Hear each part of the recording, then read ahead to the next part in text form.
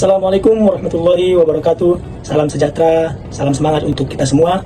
Perkenalkan, nama saya Najamuddin Siroj Sarahab. Saya berasal dari instansi Kementerian Agama Kabupaten Toba Samosir, tepatnya bertugas di Kantor Urusan Agama Kecamatan Lumbanjulu. Perkenalkan, saya Armansyah, peserta Latsar CPNS tahun 2025, gelombang keempat, angkatan ke-13, Sumatera Utara.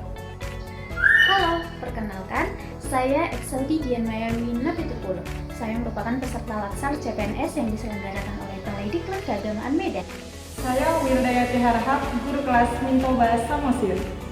Saya Richa Yuliandari, guru kelas di Mintoba Samosir, Kementerian Agama Sumatera Utara. Saat ini saya sedang mengikuti latihan dasar CPNS tahun 2025 yang diselenggarakan oleh Balai Diklat Keagamaan Medan. Sebuah kesempatan yang sangat berharga bagi saya karena untuk belajar dan membentuk karakter ASN yang profesional. Latsar ini juga menjadi ajang untuk memperluas jaringan dan bertemu dengan rekan-rekan hebat dari berbagai daerah dan latar belakang. Yang kami hormati para widya suara, pengajar dan pembimbing Latsar. Sebagai ASN, kita tidak hanya dituntut untuk kompeten dalam pekerjaan, harus memiliki jiwa nasionalisme dan semangat bela negara.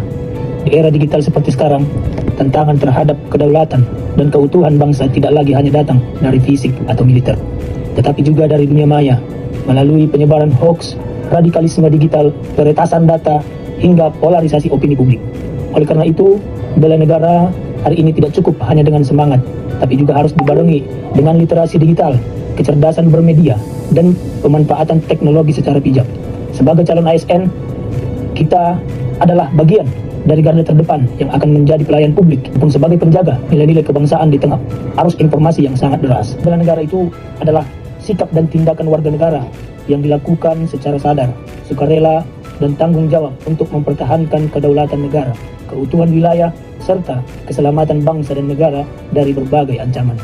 Apapun yang melandasi ataupun dasar hukum untuk kita terus menanamkan sikap bela negara itu tertuang dalam Undang-Undang Dasar tahun 1945, pasal 27 ayat 3, yang berbunyi setiap warga negara berhak dan wajib ikut serta dalam upaya pembelaan negara.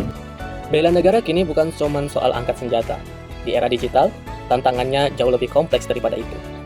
Sebagai ASN, kita harus siap untuk menghadapi berbagai macam serangan cyber, melawan hoax yang memecah belah bangsa, dan menjaga data pribadi dari ancaman peretasan.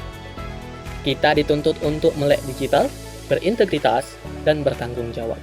Mari kita jadikan teknologi sebagai alat untuk melayani, bukan untuk memecah belah bangsa. Sebagai warga negara Indonesia, terutama generasi muda, kita bisa melakukan bela negara sesuai dengan cara yang relevan, sesuai dengan perkembangan teknologi informasi dan komunikasi yang berkembang di zaman sekarang.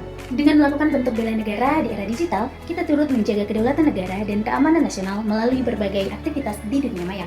Berbagai bentuk bela negara yang bisa kita lakukan, antara lain, yang pertama adalah dengan memiliki literasi digital. Melalui literasi digital, kita bisa memahami informasi dan menyaringnya sebelum kita menyebarkannya ke dunia maya. Melalui literasi digital, kita juga bisa melawan hoax, ujaran kebencian, dan fitnah di media sosial.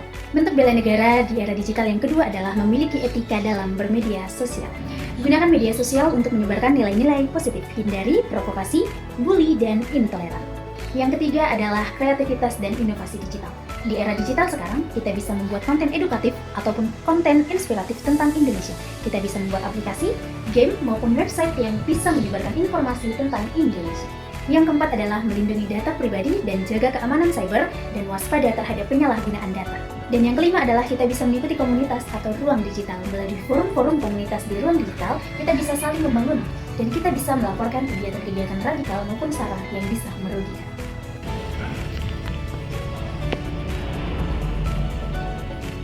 Tujuan bela negara era digital. Pertama, meningkatkan kecerdasan siswa dari segi intelektual dan juga etika. Kedua, menjaga keutuhan bangsa.